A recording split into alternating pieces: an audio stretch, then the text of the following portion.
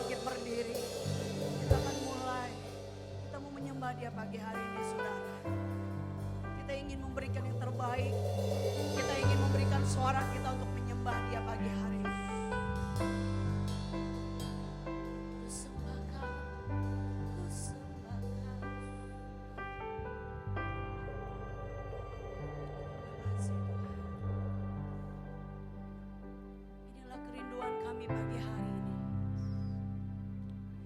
Membawa setiap korban dan syukur kami, Tuhan, hanya untuk Engkau, Yesus. Kami ingin tanggalkan semua beban kami, Tuhan, dan kami ingin memakai jubah pujian-Mu pagi hari ini, Bapa.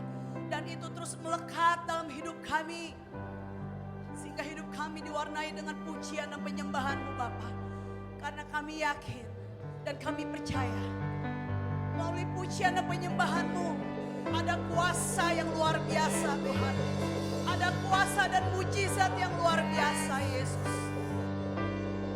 Yesus. Kerinduanku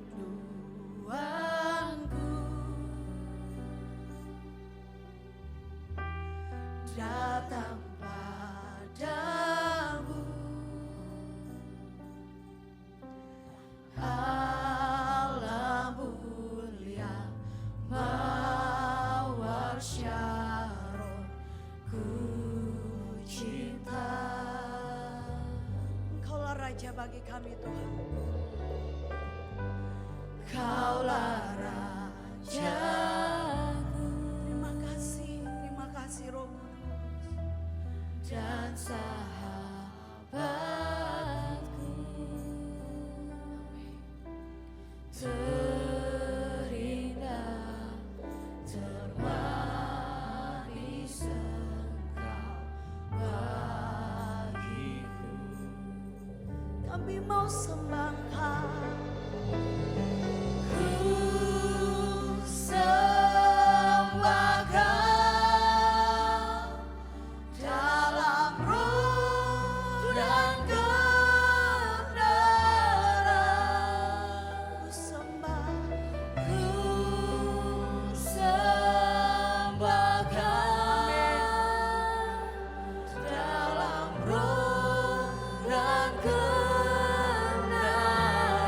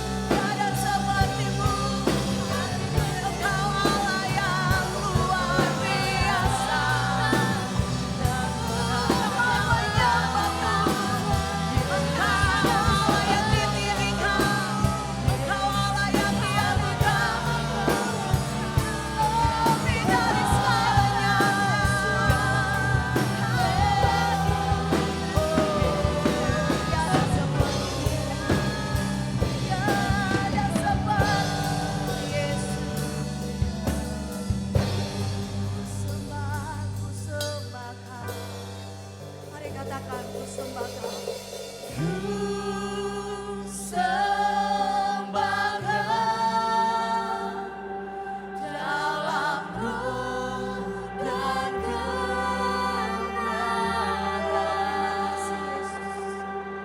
Thank you Lord. Kaulah yang baik Tuhan. Semua umatmu di tempat ini berseru dan berkata ku sembah kau. Tak seorang pun juga seperti kau Yesus, ku sembah kau. Ku sembah kau.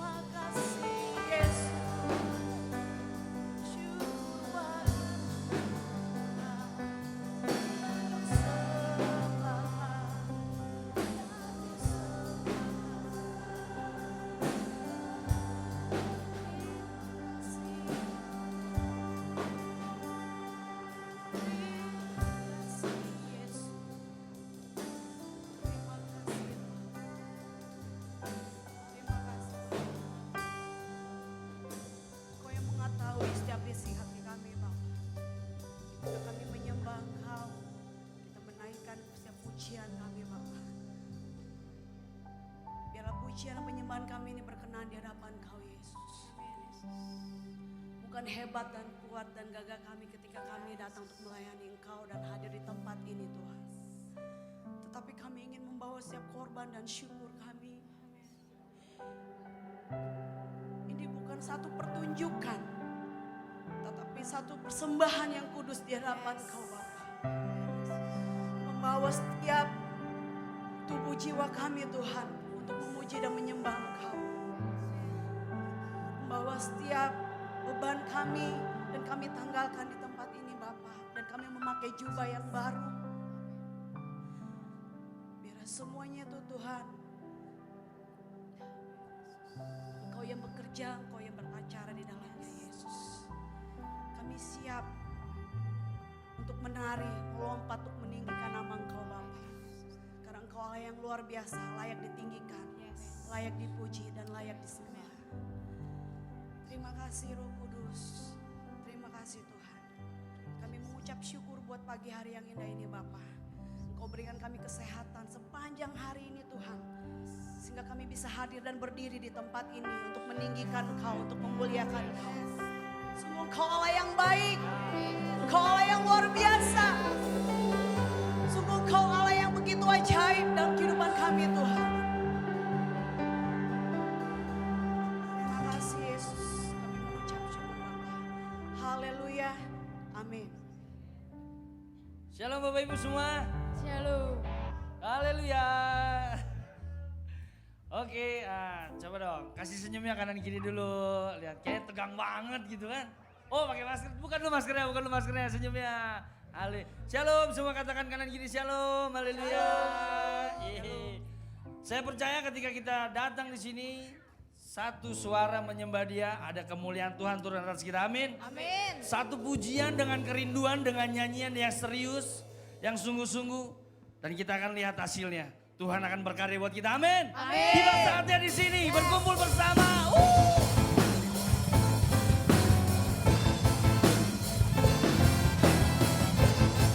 Jangan sia-siakan pujianmu untuk Tuhan. Yes. Nyanyikan dengan hatimu, Amin. nyanyikan dengan hatimu. Yes.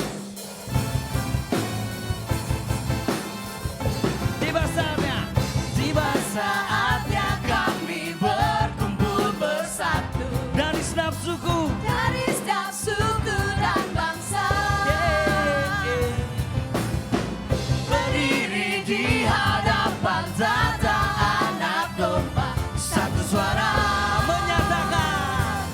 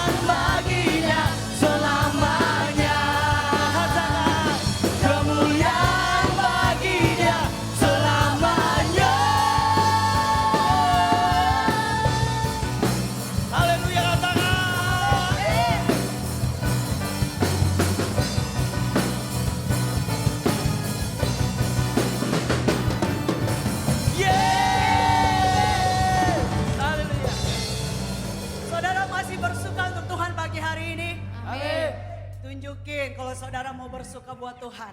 Karena Tuhan kita adalah Allah yang ajaib. Yes. Serafim, ayo. Amin. Tuhan kita adalah yang ajaib. Yes, Tuhan kita ajaib. Yes. Sebab Engkau ajaib Tuhan. Kami ingin bersorak. Kami ingin melompat. Kami ingin memberikan yang terbaik buat Engkau pagi hari ini Bapak. Amin. Kami ingin memakai setiap tubuh kami. Yes. Untuk meninggikan Kau. Sebab Engkau Allah yang ajaib.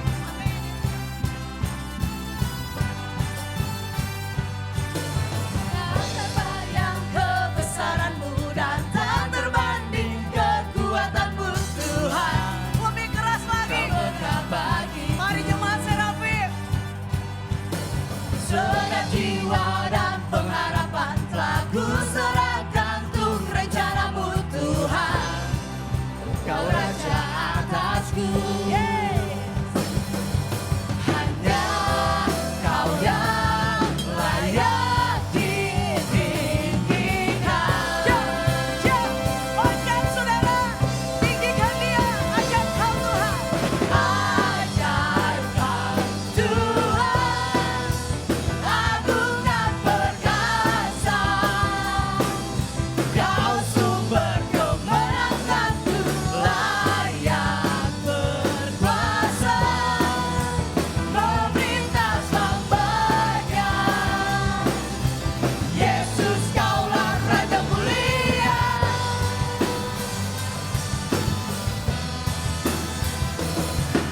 Tak terbayang kebesaran-Mu dan tak terbanding kekuatan-Mu Tuhan.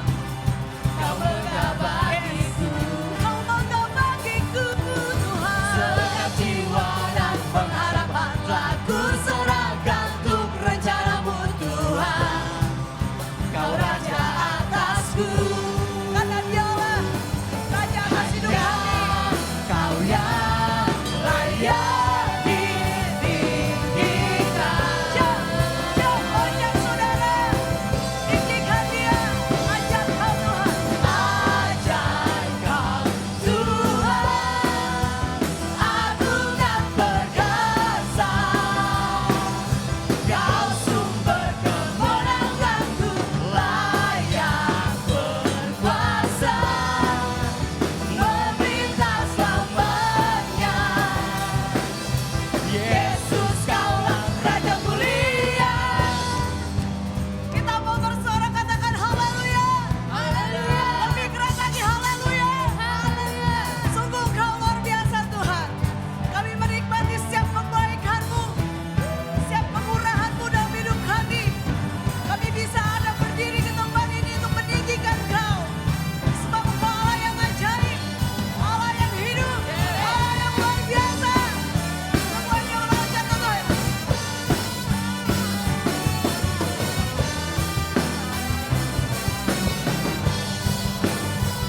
Katakan ajaib. Ajaib Kau Tuhan, agung dan perkasa. Kau sumber kemenanganku, layak berkuasa. Kuasa Tuhan di tempat ini. Selamanya.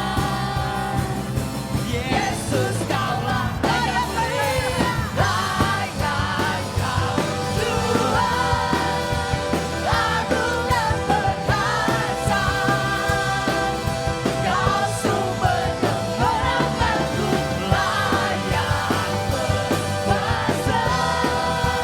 Memerintah selamanya. Yesus Kaulah Raja mulia. Selamat Allah Raja mulia.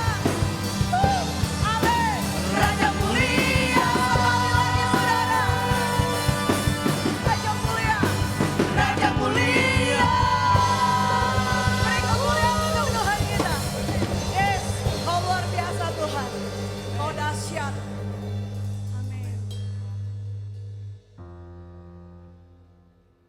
Kau bawa kami mendekat lebih lagi Tuhan. Jadikan setiap kami Tuhan bejana-Mu. Untuk kami tahu apa yang ingin Kau perbuat atas kami Tuhan. Ya. Kau bagaikan tukang periuk dan kami tanah liatnya Tuhan. Kami mau dibentuk sesuai apa yang Kau mau. Dan biarlah Tuhan, kami mau teguh di dalam Kau. Kami mau percaya di kemuliaan-Mu Tuhan.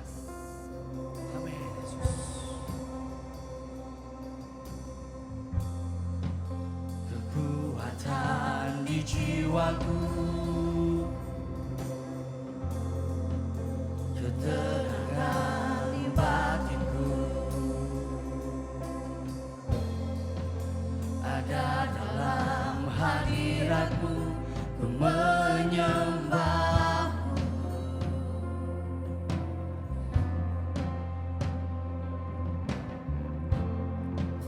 Tersungkurku di kaki-Mu,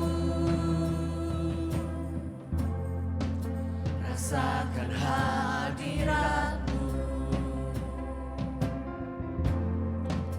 takkan ku melepaskan-Mu, Kau cahaya bayu. Setiap kami menjadi jemaat-Mu, menjadi bejana-Mu, seumur hidupku masuk dalam rencana-Mu Bapa. Pikiranku, kehendakku, ku serahkan padamu. Harapanku hanya di dalam-Mu, ku kan teguh bersama-Mu Tuhan. Jadikanku bejana-Mu untuk memuliakan-Mu.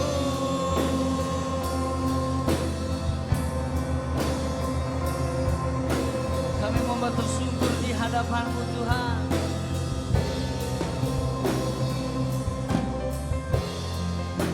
Tersungkurku di kaki-Mu, rasakan hadirat-Mu,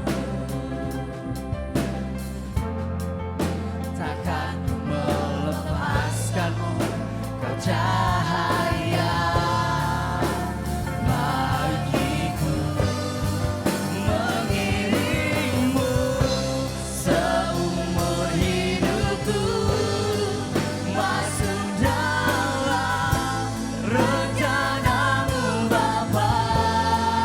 Pikiranku, kehendakku, ku serahkan padamu.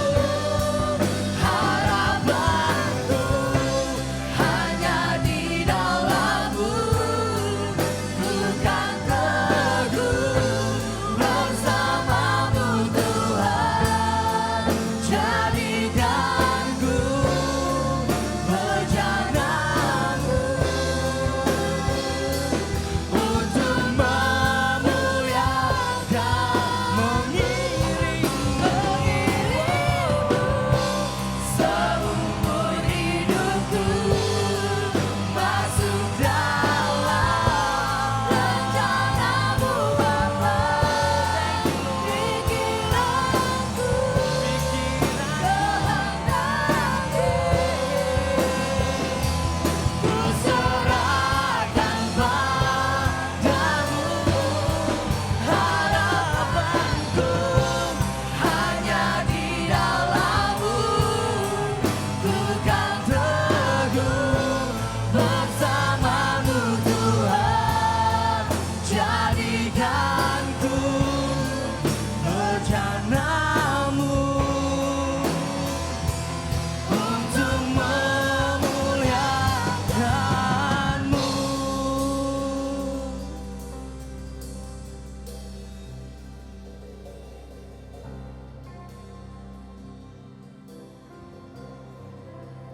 Mari cuma kita mau ambil keputusan. Kita mau ambil komitmen yang baru. Dari setiap kita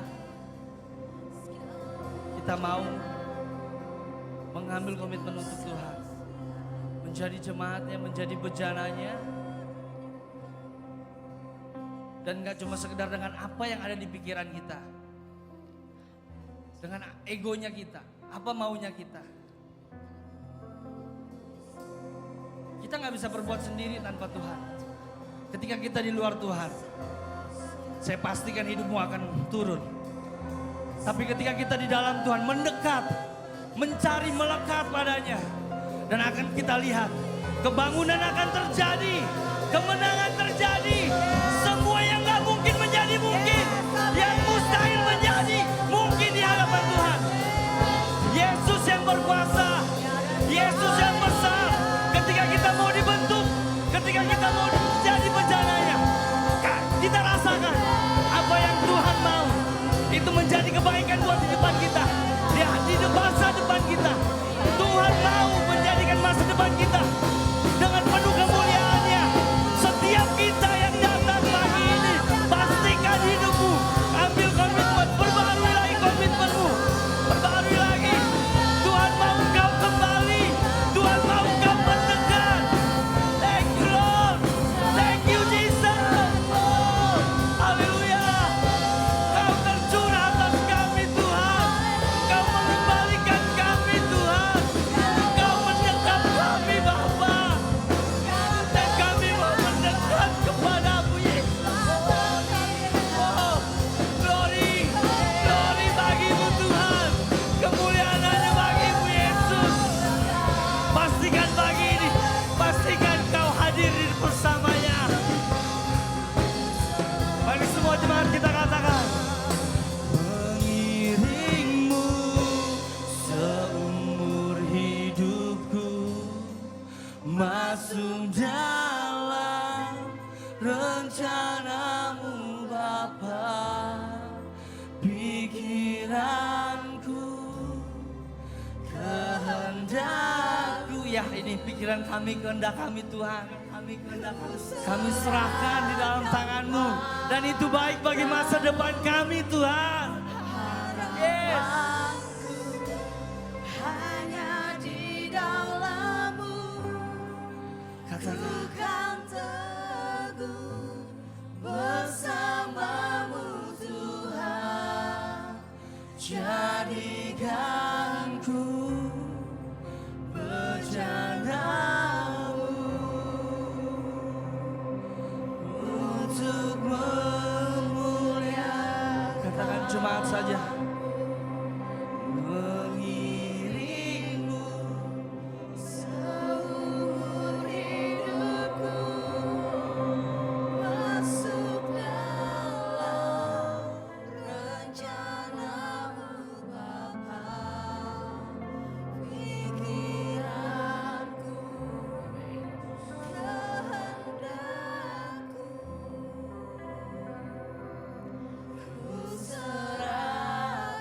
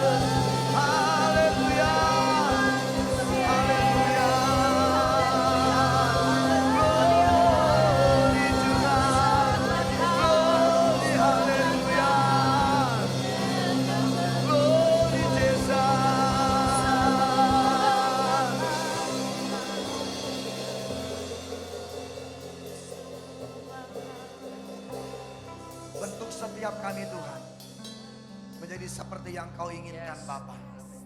Jadikan kami seperti apa yang Kau mau Tuhan. Seluruh kehidupan kami sepenuhnya berada dalam tangan-Mu Bapa.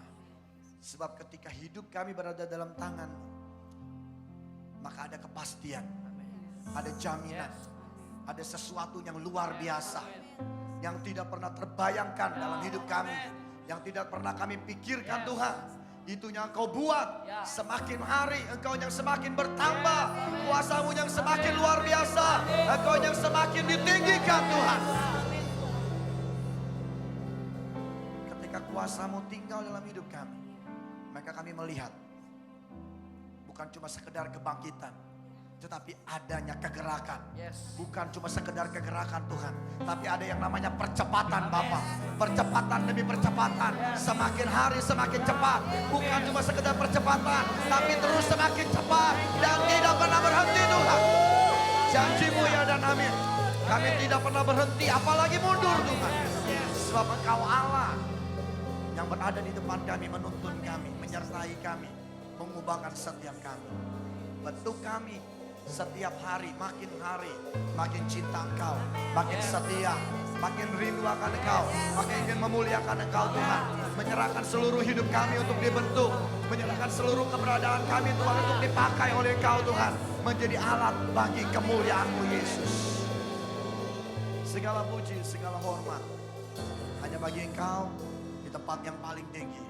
Tidak ada Allah yang berkuasa atas hidup kami kecuali Engkau Yesus, kecuali Engkau Tuhan, Allah yang berkuasa atas hidup kami. Terima kasih Bapa, pengurapan yang luar biasa ini terus ada, terus bekerja. Urapi hamba-Mu ketika firman disampaikan Tuhan. Kuasai hamba-Mu, bikin Roh Kudus yang bekerja. Urapi setiap kami, pakai setiap kami. Bukan sekedar menjadi pendengar, tapi menjadi pelaku daripada firman-Mu. Roh Kudus tetap pimpin dan tetap ambil alih. Kami mau dengar firman-Mu, kami mau belajar firman-Mu bersama-sama Bapa. Di dalam nama Yesus. Amin. Silakan duduk.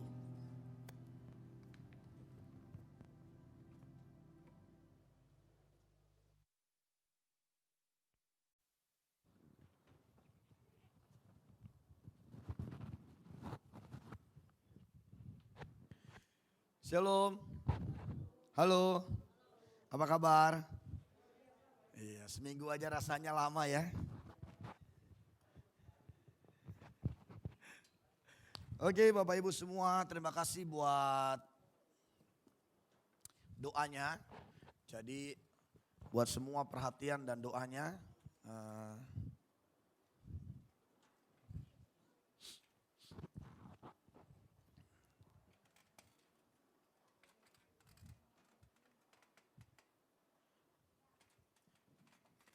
Terima kasih buat perhatian dan doanya. Ibu Gembala sudah pulang. Jadi beliau sudah kembali hari Kamis kalau nggak salah ya. Ya benar, hari Kamis. Hari Kamis, jadi waktu ada pertemuan di sini, pertemuan hamba-hamba Tuhan, siangnya saya ke rumah sakit dan bisa dinyatakan pulang. Walaupun pulangnya agak sedikit maksa, tapi yang penting boleh pulang, ya kan? Dan sekarang ada di rumah adik saya. Seperti yang saya sampaikan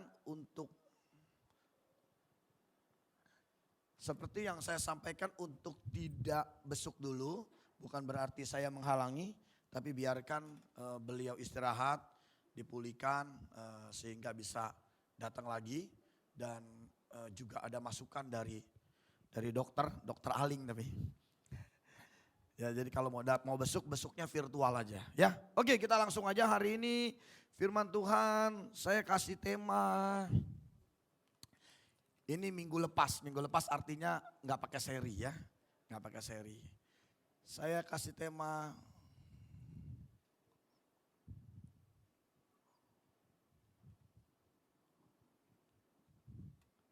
Ya, silakan dibaca.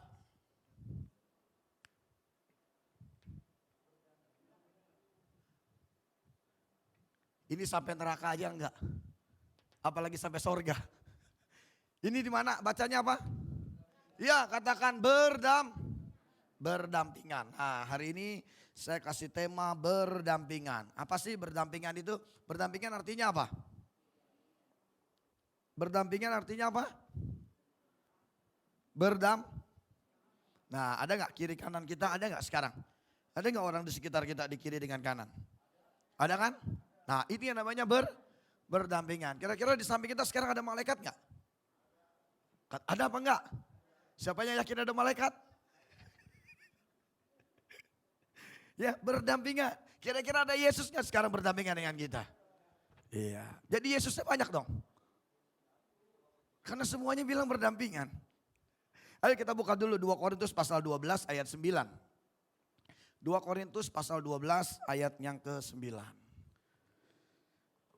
2 Korintus 2 Korintus 12 ayat yang ke-9. Ya, ayo kita baca sama-sama 2, 3.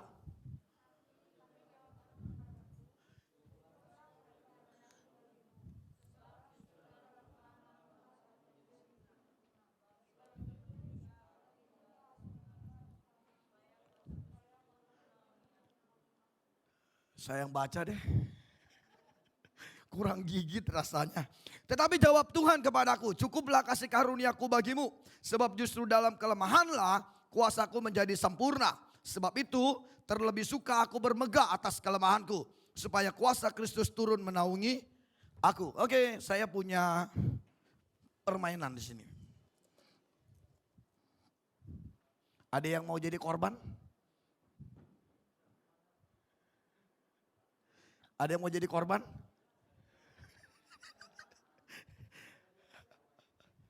Ada yang mau jadi korban? Coba Jenal minta tolong Nal ya. Asik nih. Kalau saya kesel sama Jenal tusuk aja udah ya. Ini beneran tajam loh Nal. Tolong dipegang ya. Terserah bagian mana. Pemain bola dia. Bapak Ibu tahu ya games ini ya.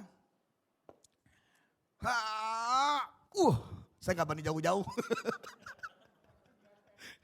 Kalau jauh-jauh bahaya ya. Sekali lagi. Iya, waduh. Hampir Nal. Ada asuransi gak Nal? Oke ada. Ya udah kalau ada asuransi gak apa-apa ya. Dan bergerak. Ini bagaikan isi hatiku. Kutancapkan padamu. Wah, ditolak mentah-mentah. Sekali lagi. Kenapa gak bisa Nal? Deketan deh. Waduh masih gak bisa.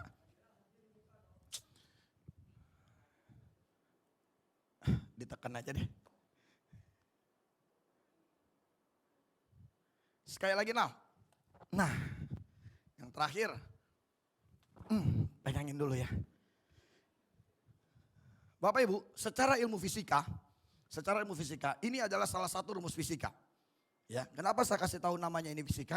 Fisika kita kenal ada yang namanya momentum atau tumbukan, ya. Momentum atau tumbukan. Tahu momentum? Momentum itu bukan waktu ya, bukan waktu. Artinya waktu yang tepat, saat yang tepat. Tetapi dalam ilmu fisika, momentum itu adalah tumbukan. Tumbukan itu kalau dalam grafik kalau saya gambarkan, ketika ada sebuah benda keras, ini yang namanya momentum atau ini yang namanya tumbukan. Ketika sebuah benda menyentuh benda keras, ada 3 hal yang terjadi. Ini yang kita sebut dengan momentum. Ya, berbalik. Ada 3 dalam ilmu fisika yang namanya momentum. Yang pertama adalah beban atau gaya yang bekerja, yang menekan, akan kembali secara sempurna. Kalau saya gambarkan dalam konteks yang ketiga, adalah seperti ini. Ketika sebuah benda dijatuhkan, maka dia akan kembali sama. Kalau ini dalam X, berarti ini dalam X. Ya. Ini yang pertama. Ini yang kedua, yang saya sebut sebagian. Artinya kalau ini X, yang kembali adalah Y. Ya. Yang ketiga, dosen lagi ngajar. Ya. Yang ketiga, ketika ada sebuah benda menyentuh benda keras, maka yang terjadi adalah tidak ada momen yang terbuang. Ini yang pertama. Momen yang terbuang hanya sebagian, artinya selisihnya.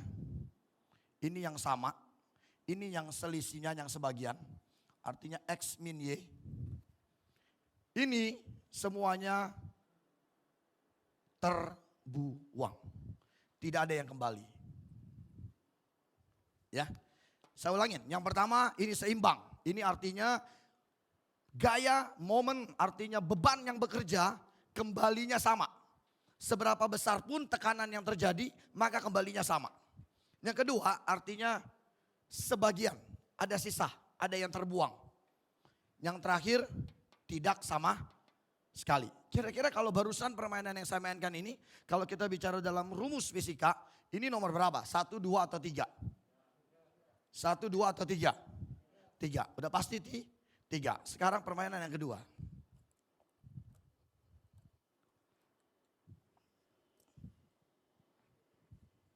Terima kasih Bapak Jenal.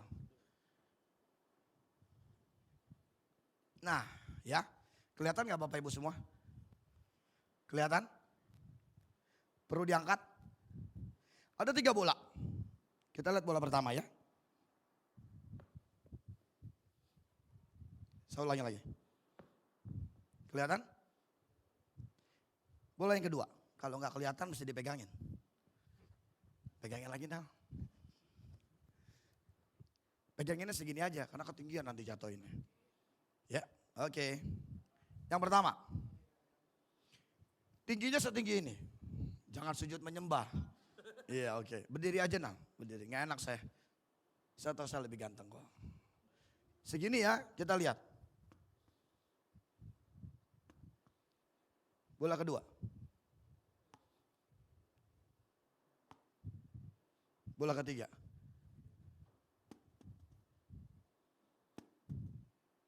Tiga-tiganya saya jatuhin bersamaan.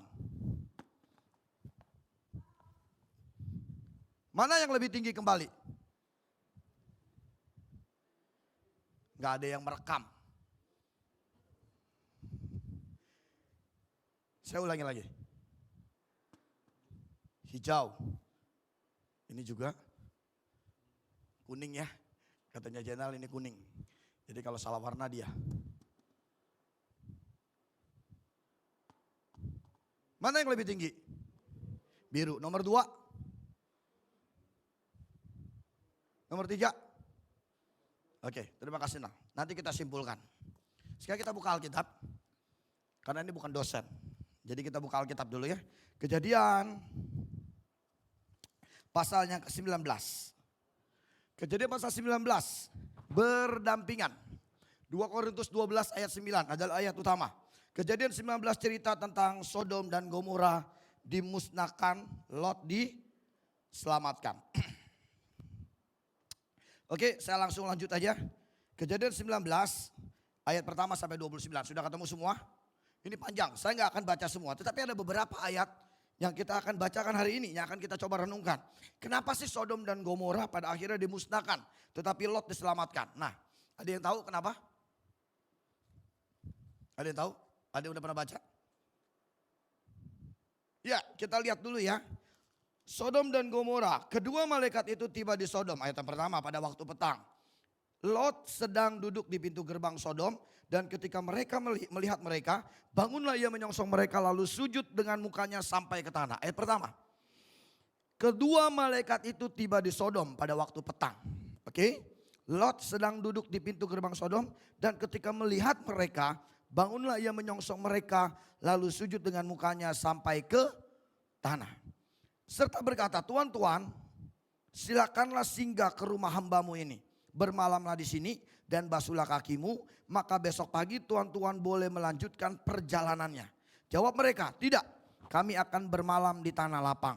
Tetapi karena ia sangat mendesak mereka, singgahlah mereka dan masuk ke rumahnya. Kemudian ia menyidangkan hidangan bagi mereka. Ia membakar roti yang tidak beragi, lalu mereka makan. Ayat 4. Tetapi sebelum tidur, orang-orang lelaki dari kota Sodom itu, dari yang muda sampai yang tua, bahkan seluruh kota tidak ada yang terkecuali, datang mengepung rumah itu. Ayat 5. mereka berseru kepada Lot, "Di manakah orang-orang yang datang kepadamu malam ini? Bawalah mereka keluar kepada kami supaya kami pakai mereka." Ya. Kalau kita baca ayat ini apa yang terjadi? Ada malaikat Tuhan datang ke kota Sodom dan Gomora. Ya, benar nggak? Lalu Lot melihat, Lot sujud menyembah kepada kedua orang itu, lalu mengajak kedua orang itu untuk bermalam di rumahnya, untuk tinggal di rumahnya Lot. Tetapi yang terjadi, seluruh isi kota Sodom dan Gomora, ayat yang keempat, bukan wanita, tetapi para pria, para laki-laki. Para laki-laki dari kota Sodom itu semua yang muda sampai yang tua. Bahkan seluruh kota tidak ada yang terkecuali. Artinya seluruhnya nih, dari yang muda sampai yang tua. Dari yang ganteng sampai yang jelek. Dari yang kaya sampai yang miskin. Semuanya tapi laki-laki doang. Datang mengepung rumah itu dan berkata, "Bawalah mereka keluar," ayat yang kelima, "kepada kami supaya kami pakai mereka." Ini ayat ceritanya tentang apa?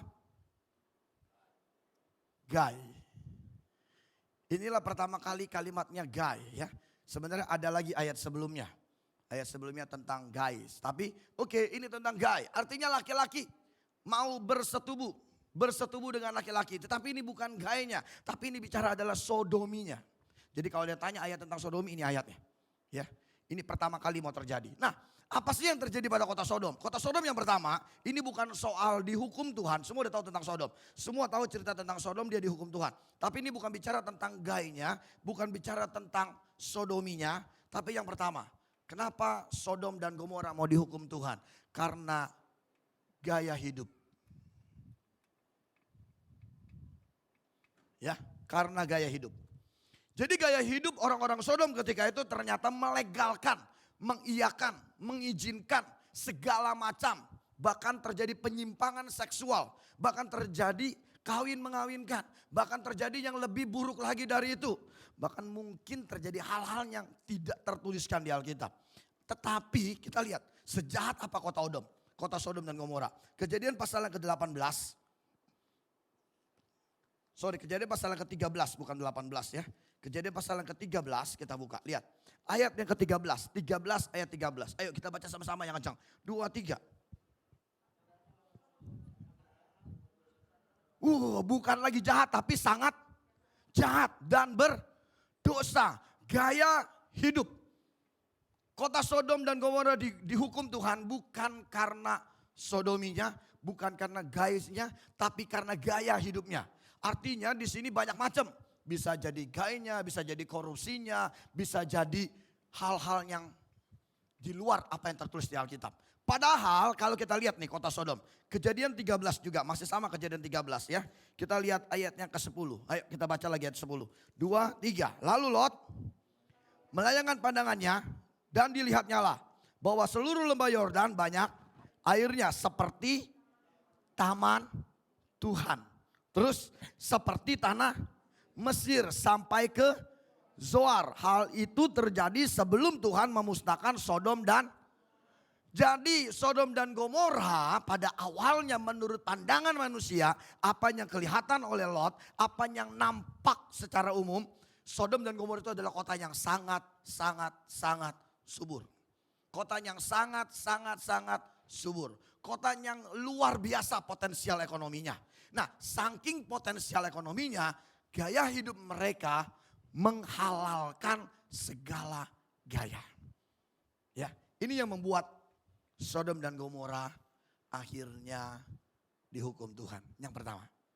Sekarang kita lihat yang kedua ya. Yang kedua dulu. Yang kedua nih dari yang namanya berdampingan. Oke, kita lihat lagi Kejadian pasal 19.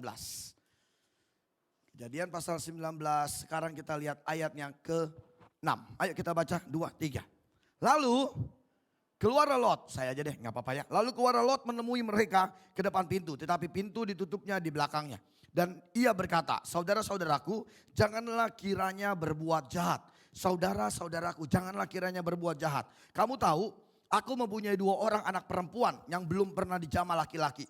Baiklah mereka kubawa keluar padamu, perbuatlah kepada mereka seperti yang kamu pandang baik.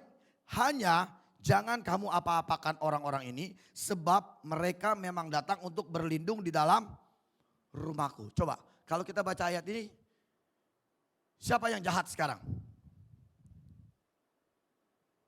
Halo? Ayatnya ke-6. Coba dibaca lagi pelan-pelan kalau nggak paham. Siapa yang jahat? Ada nggak seorang ayah yang merelakan untuk anaknya ditukar?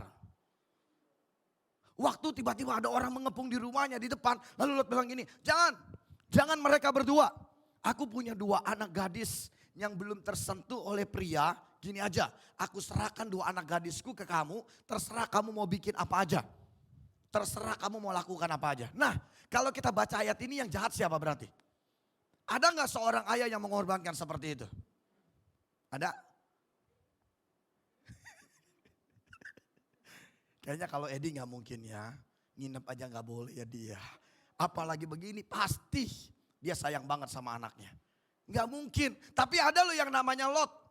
Ada loh yang namanya Lot. Menukar apa? Anaknya untuk orang lain. Nah, yang kedua yang terjadi di Sodom dan Gomora. Pertama gaya hidup. Akibatnya dihukum. Kedua yang terjadi adalah nih.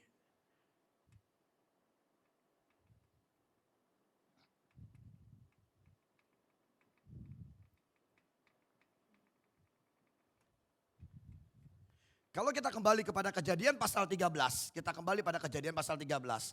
Di situ Abraham dengan Lot. Abraham waktu dia keluar disuruh Tuhan. Keluar berjalan disuruh Tuhan. Itu ada yang bersama-sama dengan dia. Yang namanya Lot. Artinya gaya hidup Abraham itu persis diikutin sama Lot. Bagaimana Abraham takut sama Tuhan, seperti itulah Lot takut sama Tuhan. Bagaimana Abraham mencintai Tuhan, seperti itulah Lot mencintai Tuhan. Tapi yang terjadi ketika Lot memutuskan memilih kota Sodom dan Gomora, waktu mereka bertengkar, bukan Abraham dengan Lotnya, tapi para pengembala-pengembalanya, karyawan-karyawannya yang bertengkar. Nah, waktu mereka bertengkar, Abraham bilang begini sama Lot, tersedia banyak, luas sekali. Kamu pilih aja, ya. Kejadian 13 kalau Bapak Ibu baca. Akhirnya Lot melihat apa? Tadi yang ayat ke-10 kita lihat. Kelihatan oleh pandangan mata Lot sesuatu yang indah, yang luar biasa. Padahal di ayat 13 ya, Kejadian 13 ayat 13. Udah jelas dibilang bahwa Sodom dan Gomora jahat di mata Tuhan. Kalau saya coba balikan kepada pasal 13, Kejadian 19 pasal 13. Waktu Lot memutuskan memilih Sodom dan Gomora, Lot bukannya nggak tahu. Lot bukannya tidak tahu bahwa Sodom dan Gomora itu penuh dengan kejahatan. Nah, ternyata Lot sendiri sebelum memilih Sodom dan Gomora punya pikiran yang sudah salah. Sehingga ketika dia masuk ke dalam Sodom dan Gomora, tinggal di tempat Sodom dan Gomora, yang terjadi adalah Lot bukan sekedar tinggal, tapi akhirnya Lot terkontaminasi. Gaya hidup bisa tercipta karena pemikiran yang salah. Tetapi pemikiran yang salah bisa timbul ketika kita berada di lingkungan, di kondisi, di situasi dengan gaya hidup yang salah. Ini 2 faktor yang tidak pernah bisa dipisahkan. Orang yang punya pemikiran yang benar adalah orang yang takut Tuhan. Ya, tapi ketika dia cuma takut akan Tuhan hanya berdasarkan pikiran, bukan pengalaman hidup dia. Ketika dia tinggal di lingkungan orang-orang yang tidak baik. Ketika dia menghadapi problem yang besar. Ketika dia berhadapan dengan musuh yang di depan dia. Pemikirannya bisa salah. Seperti Lot. Dia lurus jalannya, dia benar jalannya. Kenapa? Karena dia tidak keluar dari track. Makanya Alkitab katakan, aku membenci mereka. Aku sangat membenci orang-orang yang lari meninggalkan ibadah. Aku sangat gak suka kepada mereka yang meninggalkan ibadah. Meninggalkan imannya, meninggalkan Tuhannya. Makanya sebisa mungkin supaya pemikiran kamu tidak salah, pemikiran saya tidak salah, pemikiran kita gak salah. Bukan sekedar gaya hidup. Terus terikat dengan lingkungan yang tepat. Lot menjadi salah karena dia tinggal dengan gaya hidup yang salah. Kita lihat ya ayatnya ke-9 masih. Kejadian pasal 19 masih yang kedua. Kejadian 19 tadi saya balik lagi. Ayat yang ke-9. Tetapi mereka berkata, nyalah. Lagi kata mereka, orang ini datang ke sini sebagai orang asing dan dia mau menjadi hakim atas kita. Lot dianggap orang asing ya. Lot jadi dianggap orang asing di Sodom dan Gomora karena bukan penduduk aslinya. Sekarang terus masih ayat 9. Sekarang kami akan menganiaya engkau lebih daripada kedua orang itu. Wow. Lot akan dianiaya lebih daripada kedua orang itu. Lalu mereka mendesak orang itu yaitu Lot dengan keras. Dan mereka mendekat untuk mendobrak pintu. Lihat ayat 10, yuk kita baca. Kau ini harus baca bareng-bareng. 2, 3. Ayo, 2, 3.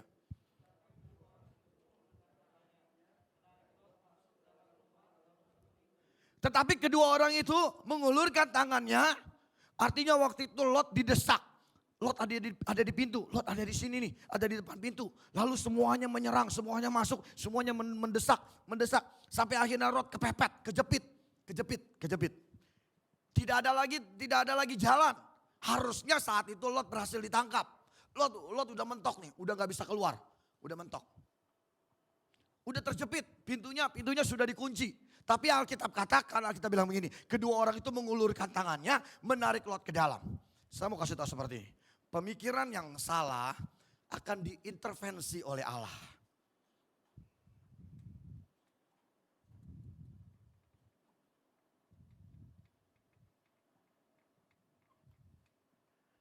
Lihat, pemikiran yang salah akan diintervensi oleh Allah. Tetapi gaya hidup yang salah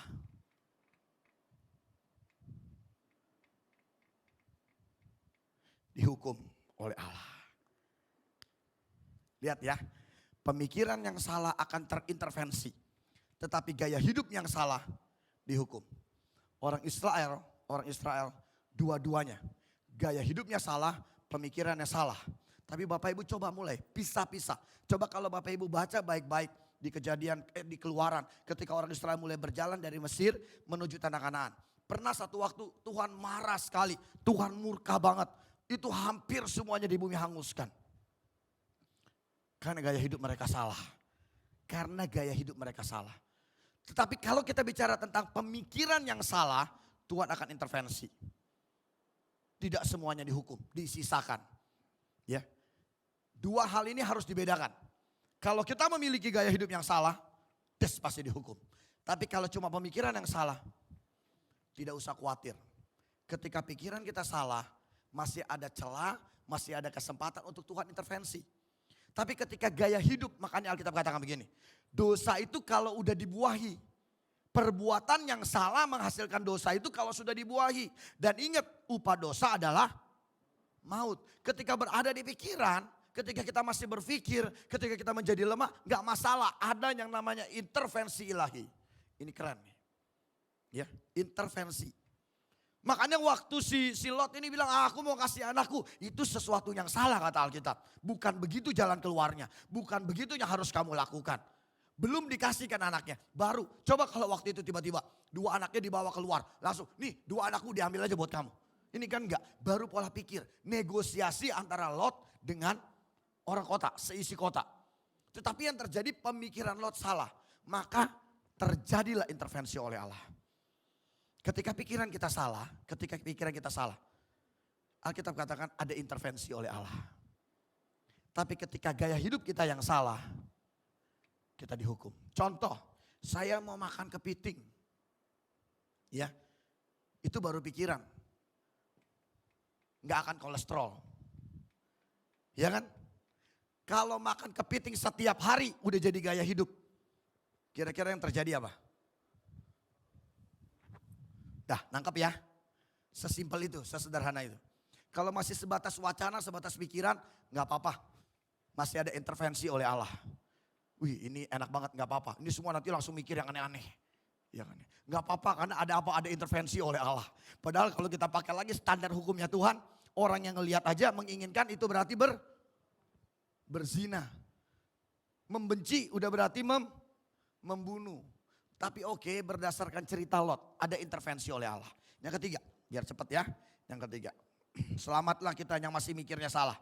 Daripada yang sudah punya gaya hidup yang salah. Oke, kita lihat yang ketiga, panjang nih. Ayat 16.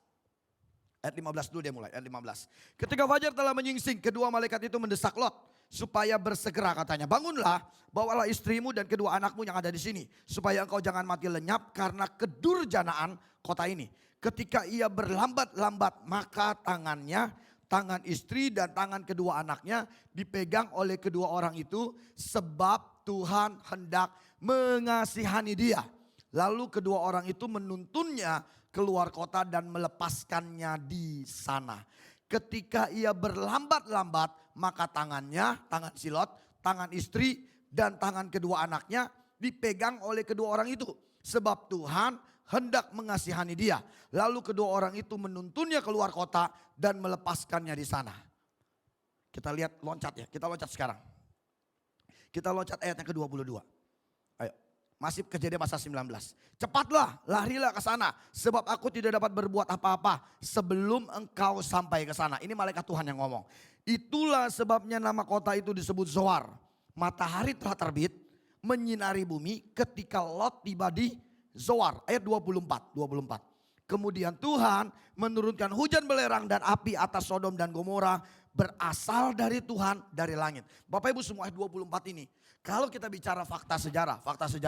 Kawah Ijen, ya tahu Kawah Ijen? Ada yang udah pernah pergi ke Kawah Ijen? Ya belum, saya juga belum. Saya cuma baca doang. Di sana ada belerang. Belerang yang di sana dihasilkan warnanya kuning. Dan sudah dites dalam lab, di lab itu dihasilkan kadar belerangnya adalah 48%. 48%, oke? Tetapi kalau kita ke Sodom dan Gomora yang sekarang, yang saat ini, ya, yang saat ini, lu masih hari ini, doakan nanti kita ke Israel sendiri-sendiri. Enggak ya, kalau bisa sama-sama sekalian juga sih bikin tour ke Israel. Oke, di Israel ternyata, ini nggak tahu yang udah pernah pergi karena saya belum pernah pergi. Ya, ada belerang warnanya putih. Kira-kira bagus mana? Kuning dengan putih. Wah kalau putih katanya nanggung ya. Ini belerang tapi warnanya putih, ini warnanya kuning. Ternyata Bapak Ibu semua setelah dites, belerang yang ada di Sodom dan Gomora itu kandungannya 90%. Banyak ya? 90%. Malah lebih dari itu gini loh. Di Sodom dan Gomora waktu itu berdasarkan belerang yang ada, berdasarkan belerang yang ada. Nih. Kalau besi lebur di suhu berapa? Ada yang tahu berapa derajat? Besi lebur di suhu berapa? 1200 sampai dengan 2300. Ya. 1200 sampai dengan 2300 derajat Celcius. Oke. Panas matahari ada yang tahu berapa derajat? 5000 something derajat Celcius. Sodom dan Gomora berdasarkan penelitian. Panas yang waktu itu menghajar Sodom dan Gomora itu 3000 derajat Celcius. Bisa kebayang apa yang terjadi? Sampai dengan hari ini tidak ada yang bisa ditanam di Sodom dan Gomora. Ya, ada dua tempat. Tempat pertama adalah Yeriko. Bahkan di Alkitab mencatat ada seorang raja berusaha mendirikan lagi tembok di kota Yeriko. Langsung meninggal sampai dengan keluarganya. Sampai dengan hari ini gak bisa berdiri. Nah, Sodom dan Gomora tidak bisa tertanami. 3000 derajat Celcius. Karena sampai dengan hari ini kalau tanahnya digali masih ada belerang di dalam. Batu yang besar dihancurkan masih ada belerang di dalamnya. Itu artinya benar-benar hantaman keras dari atas. Sampai nembus saking kuatnya. Ayat 24. Nah ini yang terjadi. Sekarang ayat 25. Dan ditunggang balikannya lah kota-kota itu dan lembah Yordan dan semua penduduk kota-kota itu serta tumbuhan di tanah. Ayat 26. Tetapi istri Lot, nah benar ya. Tetapi istri Lot ayo kita baca sama-sama. 2, 3. Yang berjalan mengikutinya menoleh ke belakang lalu menjadi tiang garam.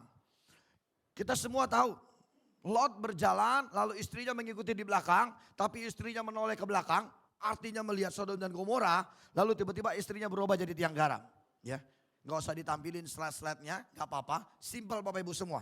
Lihat perbedaannya. Ayat 25 dan kita baca ayat yang ke-16 ya. Saya ulangi pelan-pelan ayat 16. Ketika ia melambat-lambat maka tangan istri dan tangan kedua anaknya dipegang oleh kedua orang itu. sebab Tuhan hendak mengasihani dia. Lalu kedua orang itu menuntunnya keluar kota dan melepaskannya di sana. Kita baca ayatnya ke-26. Tetapi istri Lot yang berjalan mengikutnya menoleh ke belakang lalu menjadi tiang garam. Ya. Waktu Lot berjalan bersama dengan istrinya, pelan-pelan, slow. Ya, slow nih. Malaikat Tuhan gregetan. Lelet banget sini. Udah tahu saya nggak bisa tolong kalau udah sampai matahari terbit. Dipeganglah tangannya semua, tiba-tiba berjalan cepat keluar kota. Anggaplah ini batasnya, ya. Ini batasnya. Padahal sebenarnya yang dihukum di sini. Yang dihukum. Lot berjalan keluar, aman. Waktu dia pelan-pelan, waktu dia lambat-lambat, malaikat Tuhan melihat. Kelamaan nih. Udahlah buruan, segera, selamat sampai di sini. Kira-kira kalau sampai di sini mesti udah selamat dong. Berdasarkan firman Tuhan mestinya sudah selamat. Tapi yang terjadi begini. Justru ketika kita berada di zona nyaman ini. Berada di area yang aman ini. Berada di area yang menurut kita, menurut versi kita. Kita udah stabil, kita udah pas, kita udah benar, kita udah terlepaskan. Lihat. Berjalan. Sambil jalan, nggak langsung kedekatan dari sini lagi. Sambil jalan, nggak langsung tiba-tiba istri Lot ngeliat ayat berikutnya. Dia berjalan dulu, berjalan, sambil jalan, hatinya mulai goyang. Bener nggak ya? Aduh, kompor lupa dimatiin, itu biasa. Aduh, hartaku ketinggalan kata istri Lot. Mobil, rumah, emas, aduh ketinggalan. Kan udah aman nih. Cuma menoleh. Dengan baik ini. Cuma menoleh. Bukan kembali. Saya ulangi ya. Istri Lot cuma menoleh. Bukan kembali. Masih mending kalau istri Lot waktu itu teriak histeris. Nggak mau, aku mau pulang balik. Mobilku masih di rumah. Enggak lah, Tuhan gak sekejam itu. Dia balik. Ini cuma noleh. Badannya namanya noleh kan cuma leher. Bener gak? Ya minimal separuh badan lah gitu ya. Kalau yang namanya begini berarti balik. Kalau ini kan cuma noleh ke belakang. Yang terjadi tiang garam. Yang ketiga.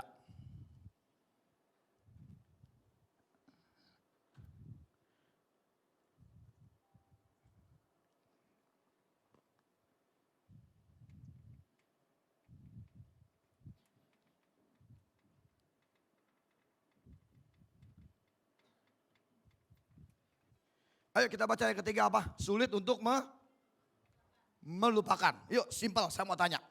Kita lebih gampang melupakan kebaikan apa kejahatan?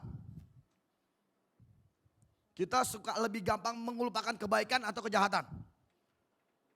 Halo? Kita lebih suka menyimpan kenangan baik atau kenangan buruk? Orang yang berbuat jahat sama kita sulit untuk kita lupakan. Tapi orang yang sering berbuat baik sama kita mudah dengan sangat mudah kita lupakan. Kenangan buruk, disakiti, dizolimi sulit banget dilupakan. Sulit untuk melupakan. Ini ya, ini stuck. Dihukumnya Tuhan, kita bicara ya. Ada orang-orang yang mengalami hukuman Tuhan, tapi dia bisa dipulihkan. Saya ulangi sekali lagi ya. Ada orang-orang yang memang yang menyesal setelah dia mengalami penghukuman Tuhan. Setelah dia dihukum oleh Tuhan, dia menyesal. Dan Tuhan katakan, aku akan memulihkan mereka. Buktinya orang Israel, walaupun dihukum, ketika mereka menyesal lagi, Tuhan lagi anterin lagi. Sampai dengan akhir Alkitab berkata, tidak ada satupun janji dari Tuhan yang tidak tergenapi. Ketika terjadi pemikiran yang salah, masih bisa diintervensi oleh Allah. Tapi ketika kita sulit melupakan, minggu lalu saya bilang, maaf mengampuni. Ketika kita sulit melupakan. Nih, hidupmu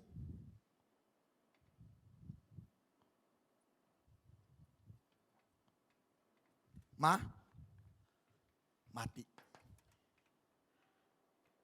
Lot istrinya tidak kembali, hanya sulit melupakan. Disimpan di hati, ditaruh di hati. Makanya yang terjadi apa? Keselnya, kejamnya, marahnya, nggak sukanya, semua disimpan. Ini bukan lagi pemikiran yang salah, bukan lagi gaya hidup yang salah. Ini udah bicara tentang hati. Sulit melupakan, cuma nengok, belum kembali, baru nengok, mati. Orang yang hidupnya sulit melupakan. Makanya Rasul Paulus bilang begini, aku sudah melupakan apa yang di belakangku, aku menuju ke depan, menuju kepada sesuatu yang baru. Jangan pernah lagi ingat yang di belakang, yang gak baik, yang gak benar. Jubahmu harus ditanggalkan, pakai yang baru. Manusia baru adalah mereka yang melepaskan. Melepaskan kejahatan, melepaskan semua yang gak baik. Memakai sesuatu yang baru. Sulit melupakan, resikonya mati. 3 perkara ini terjadi di Sodom dan Gomora. Lalu apa sih kaitannya sama 3 ini loh? Apa sih kaitannya? Bapak Ibu semua, mana tadi bolanya saya ya? Oh ya ini dia bolanya. Gak apa-apa yang ini gak usah dikasih contoh, gak usah dipegangin. Saya taruh di bawah aja.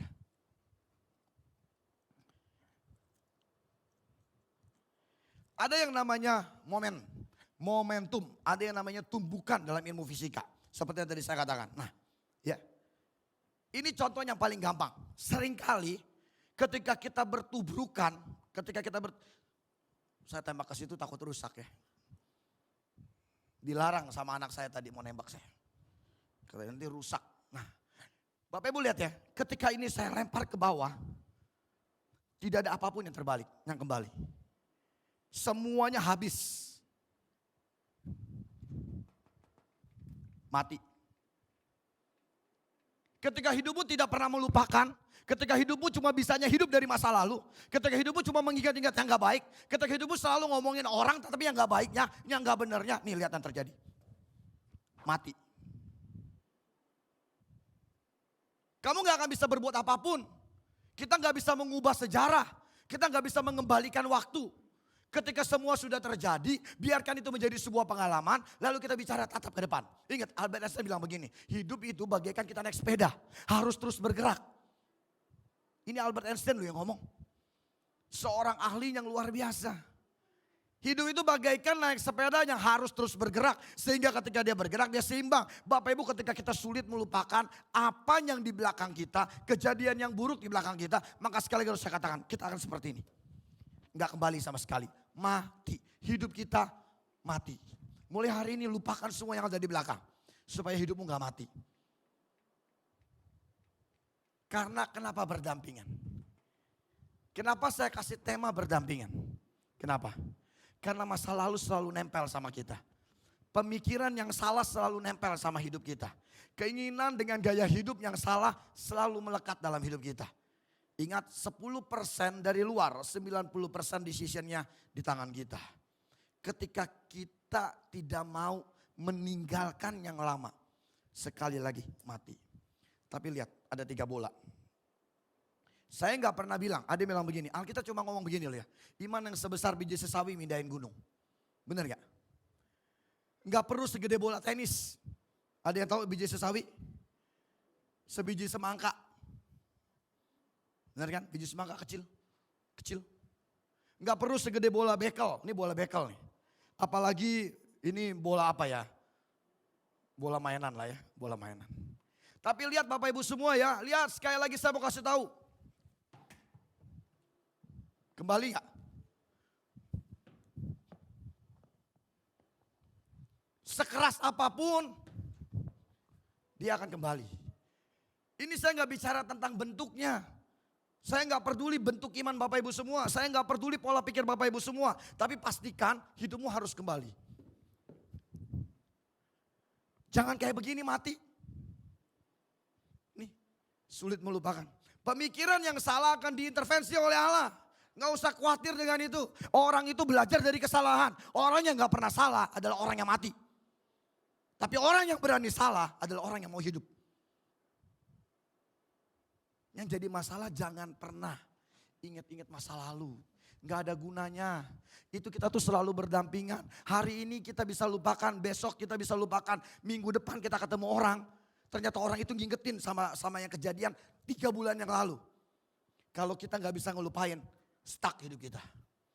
Nggak peduli imanmu seperti bola bekel, seperti bola tenis, atau yang tadi itu yang udah hilang. Tapi Bapak Ibu lihat, sekali lagi saya lempar. Wah, saya nggak jago. Kembali. Momentum yang terjadi tuh. Tinggal kita lihat semana, apakah ada yang terbuang? Apakah benar-benar seimbang? Ataukah mati? Ketika kita bisa menjadi seperti bola dalam hidup ini. Kita bisa melupakan. Ada masalah, ada persoalan, ada kesulitan, ada kehidupan. Itu wajar dalam sebuah kehidupan. Saya mencatat kalimat yang terakhir sebelum saya tutup. Ini sekali lagi juga adalah perkataan dari Albert Einstein. Wah, saya suka nih. There are 2 ways in life. You can live as if miracle doesn't exist. You can live as if everything is a miracle. Tahu bahasa Indonesianya? Ada 2 cara untuk hidup. Ada 2 cara.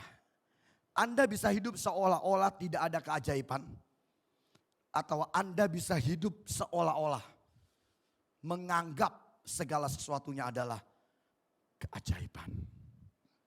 Masalah, persoalan, kesulitan. Sodom dan Gomora nih. Saya tutup harus pakai firman, gak boleh pakai kalimat Albert Einstein. Ya kan, masa pakai Albert Einstein ya. Oke, Sodom dan Gomora. Kalau kita cuma fokus pada Sodom dan Gomoranya. Kita fokus nih pada Sodom dan Gomora. Yang terjadi adalah binasa. Sodom dan Gomora. Ketika kita fokus pada Sodom dan Gomoranya. Kejadian pasal yang ke-19 tadi. Pasal yang ke-18. Kita lihat ya. Saya stabiloin pasal 18 ini. Jadi ini ada Bapak Ibu bisa stabiloin nanti di rumah. Saya lihat ayat yang ke-24. Bagaimana sekiranya ada 50 orang. Oke, ini Abraham lagi negosiasi sama Tuhan. Lalu ayat yang ke-28. Ada 45 orang. Ayat yang ke-29, 40 orang. Ayat yang ke-30, 30 orang. Ayat yang ke-31, 20 orang. Ayat yang ke-32, 10 orang. Ya, 50. Terus berapa? 45, terus 40, 30, 20 dan 10. Lihat ya, kita lihat. 50 enggak ada. Yang selamat berapa orang yang selamat? Lot, istri Lot, dan 2 anak perempuan. Total ada berapa? 4. Sekarang kita lihat. 50 gagal. 45 gagal. 40 gagal. 30 gagal. 20 gagal. Kita lihat ya. Ayat yang terakhir pasal 18. Ayat yang ke-32. Katanya janganlah kiranya Tuhan murka kalau aku berkata lagi sekali ini saja kata Abraham. Sekiranya 10 didapatinya di sana. Firman-Nya, aku tidak akan memusnahkannya karena yang 10 itu. Pembicaraan terakhir 10. Pembicaraan terakhir, oke? Yang 10 itu. Lalu pergilah Tuhan setelah ia selesai berfirman kepada Abraham. Dan kembalilah Abraham ke tempat tinggalnya. Bapak Ibu semua, kalau kita baca di ayat yang ke-16, ayat 17. Itu gak ada pembicaraan tentang Lot. Gak ada. Tidak ada omongan, lihat ya ayat 17. Berpikirlah Tuhan, apakah aku akan menyembunyikan kepada Abraham apa yang harus kulakukan? Bukankah sesungguhnya Abraham akan menjadi bangsa yang besar, serta berkuasa dan oleh dia segala bangsa di atas bumi mendapat berkat? Sebab aku telah memilih dia supaya diperintahkan kepada anak-anak. Ayat 20. Sesudah itu berfirmanlah Tuhan, sesungguhnya banyak keluh kesah orang tentang Sodom dan Gomora, dan sesungguhnya sangat berat dosanya. Ayat yang ke-21, baiklah aku turun untuk melihat. Apakah benar-benar mereka telah berkelakuan seperti keluh kesah orang itu yang telah sampai kepadaku atau tidak? Aku hendak mengetahuinya. Ayat 22. Lalu berpalinglah orang-orang itu dari situ dan berjalan ke Sodom. Tetapi Abraham masih tetap berdiri di hadapan Tuhan. Tidak ada singgung tentang Lot. Ayatnya ke-33 berakhir dengan 10. Tapi lihat, kalau kita fokus pada Sodom dan Gomora, binasa. Berdampingan.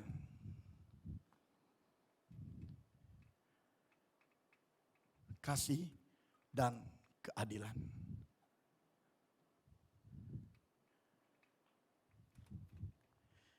Ketika ada keadilan Tuhan, pasti ada kasih. Ketika ada kasih Tuhan, pasti ada keadilan. Ini nggak bisa dipisahkan, berdampingan. Sodom dan Gomora binasa. 50, 45, 40, 30, 20, 10 tidak ditemukan. Cuma 4 orang. Lihat. Sodom dan Gomora diselamatkan bukan karena permintaan Abraham. Tuhan mengingat. Pasal 19 mengatakan Tuhan mengingat kepada Abraham.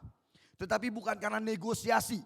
Tuhan kita bukan Allah yang bisa dinegosiasikan. Dia punya keputusan mutlaknya absolut yang gak bisa diganggu gugat. Tetapi yang luar biasa di setiap keputusan Tuhan, di setiap apa yang Tuhan buat dalam hidup kita, itu ada kasih dan keadilan.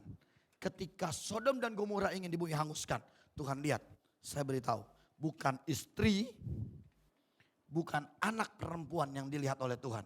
Cuma satu orang yang namanya Lot. Pasal 19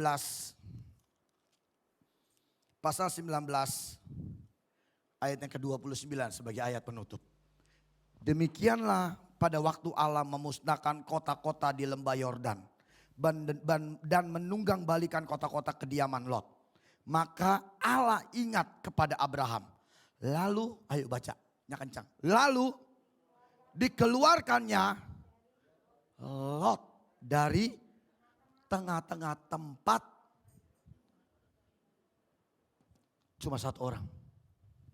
Bukan 4 orang. Istri dan kedua anak perempuannya enggak termasuk dalam hitungan. Beda dengan Abraham. Beda. Ya. Waktu Abraham Tuhan bilang apa? Kamu dan seisi keluargamu. Ayat yang ke sebelumnya pasal 19 tadi kalau Bapak baca ayat yang ke-12, ayat 13 itu tuh udah ditawarin. Sebenarnya cuma satu penawaran pada Lot. Penawaran itu cuma pada Lot. Dan lihat ayat 29. Jelas banget Tuhan cuma mengingat Lot. Tuhan gak ingat sama istrinya, gak ingat sama 2 anak perempuannya. Karena cuma Lot. Di dalam keadilan masih ada kasih. Mestinya tidak ada lagi alasan untuk tidak lagi menyelamatkan Lot. Karena seharusnya tidak memenuhi. Tapi lihat Tuhan, satu orang. Hidup kita, kenapa saya cuma fokus pada satu orang? Hidup kita bisa menentukan orang-orang di sekitar kita ikut diselamatkan atau enggak. Ada yang bilang begini, keselamatan kan sendiri, iya. Ingat waktu saya khotbah tentang lalang dan gandum. Alkitab katakan menjadi batu penjuru atau batu sandungan. Batu karang atau batu sandungan. 2 dasar. Dasarnya adalah firman yang kuat, tanah yang kuat, batu yang kuat atau pasir. Hidup kita berdampingan. Menentukan orang-orang di sekitar. Kita bisa jadi berkat. Bisa jadi kita bikin hidup orang mati. Kitanya gak mati, tapi hidup orang mati gara-gara kita. Kitanya baik-baik aja, tapi gara-gara perkataan kita, tindakan kita, tingkah laku kita sedang matiin hidup orang. Kitanya gak boleh mengingat, tapi juga jangan juga menjadi yang membunuh orang di sekitar kita. Karena kita hidup selalu berdampingan. Amin. Tuhan Yesus memberkati.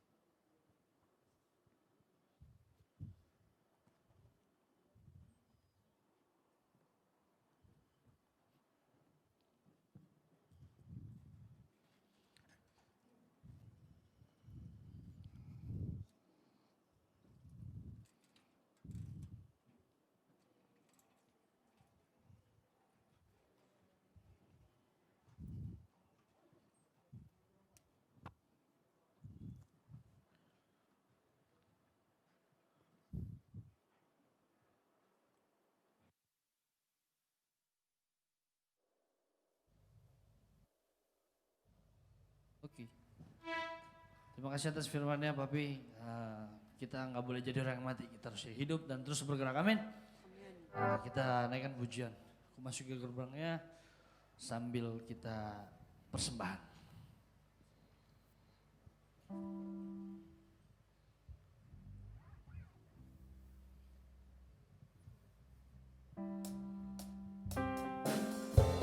Yang bertugas silakan.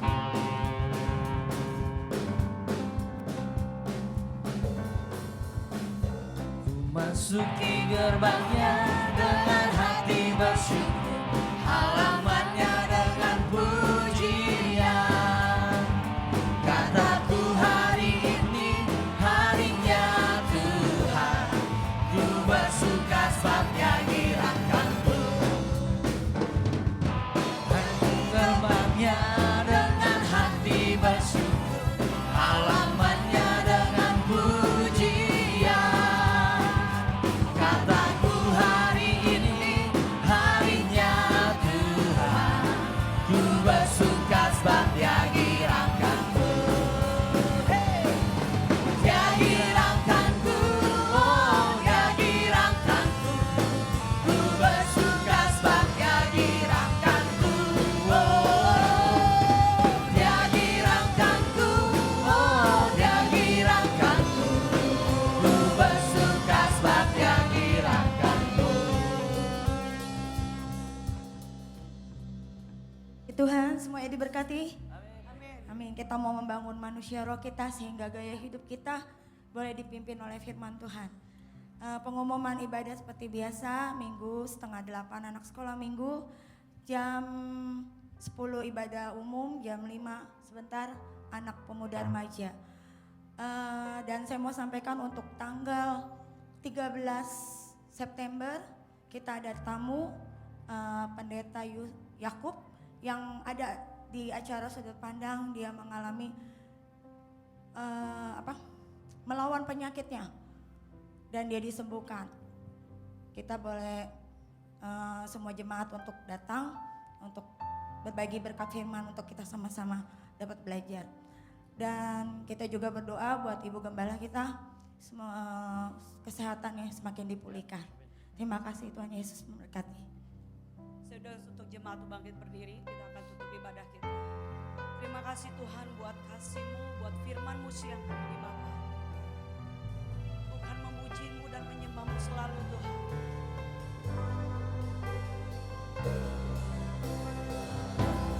Terima kasih Yesus, Yesus. Terima kasih hanya anugerah-Mu buat hidupku sekarang. Ku kan memuji-Mu selamanya. Terima kasih. Terima kasih Tuhan buat penyertaan-Mu buat pagi hari ini. Yesus. Terima kasih hanya anugerah-Mu buat hidupku sekarang. Ku kan memuji-Mu selamanya. Kita doa Bapa kami bersama, 2, 3. Bapa kami yang dalam surga, kuduskanlah nama-Mu, datanglah kerajaan-Mu, jadilah kehendak-Mu di bumi seperti di surga. Berikanlah kami pada hari ini makanan kami yang secukupnya, dan ampunilah kami akan kesalahan kami, seperti kami juga mengampuni orang yang bersalah kepada kami. Dan janganlah bawa kami dalam pencobaan, tapi lepaskanlah kami daripada yang jahat. Karena Engkaulah yang punya kerajaan, dan kuasa, dan kemuliaan, sampai selama-lamanya. Terima kasih Tuhan. Terima kasih Yesus, Yesus.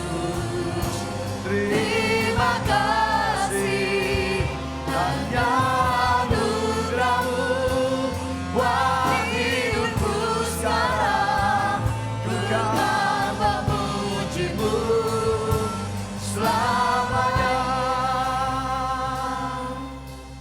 Pulanglah dengan bawa damai, sukacita, kasih dan anugerah daripada Tuhan Itu yang akan menjadi pengharapan dan saung yang kuat bagi kita. Untuk kita menjalani segala hidup kita buat kemuliaan Tuhan. Dalam nama Yesus. Amin. Amin. Selamat siang, Tuhan Yesus memberkati.